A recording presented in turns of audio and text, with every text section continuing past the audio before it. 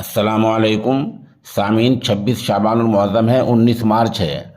خبر کا عنوان ہے ہندوستان کے ممتاز عالم دین کا مکہ مکرمہ میں استقبال، فالحمدللہ علی ذالک۔ خبر کے لیے وہیں سے مفتی محمد حذیفہ قاسمی مکی ہمارے رابطے میں ہیں۔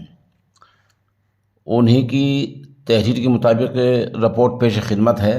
وہ لکھ رہے ہیں: الحمدللہ حمدن کثیرن طیبا مبارکن فیہ، والصلاة والسلام علی نبینا و حبیبنا محمد المصطفیٰ وعلی آلہ و صحبہ اجمعین۔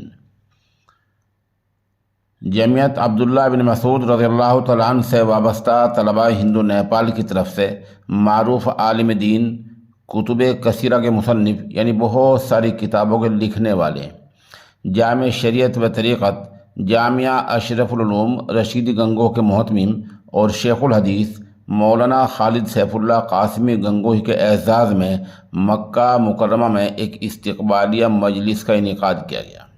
یہ طلبہ جامعہ ام القریٰ مکہ مکرمہ میں زیر تعلیم ہیں۔ مجلس کا آغاز یاسر فیروز مکی کی تلاوت قرآن کریم سے ہوا۔ مولانا محمد عطا اللہ داود قاسمی نے جمعیت کا تعارف پیش کیا۔ اس موقع پر مفتی خالد سیف اللہ قاسمی نے اخلاص، علم اور علماء کی فضیلت کے تعلق سے بصیرت افروز بیان کیا۔ اسی مجلس میں جامعہ ام القریٰ مکہ مکرمہ میں مقبول نووالد طالب مولانا سعد اشتیاق قاسمی کا استقبال اور مہمان محترم کے دست مبارک سے جمعیت کی طرف سے حقیبہ پیش کیا گیا۔ ان طلباء کی طرف سے حضرت مولانا مفتی خالد سیف اللہ قاسمی دامت برکاتہم کو ان کی علمی، دینی اور ملی خدمات کے اعتراف میں اعزازی شیلڈ پیش کی گئی۔ میزبان مولانا فیروز قاسمی کی طرف سے عشائیہ کا اہتمام کیا گیا۔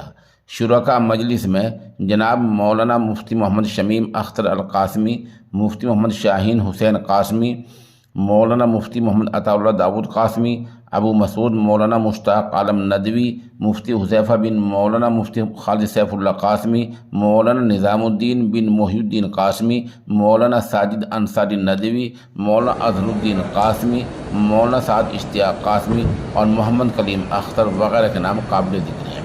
اس رپورٹ کے لیے ہم مکہ مکرمہ سے مفتی حذیفہ قاسمی اور ہندوستان سے قاری مشکور احمد رشیدی قاسمی کے نہایت ہی شکر گزار ہیں۔ موقع کی چند تصاویر اور ویڈیوز بھی پیش خدمت ہیں۔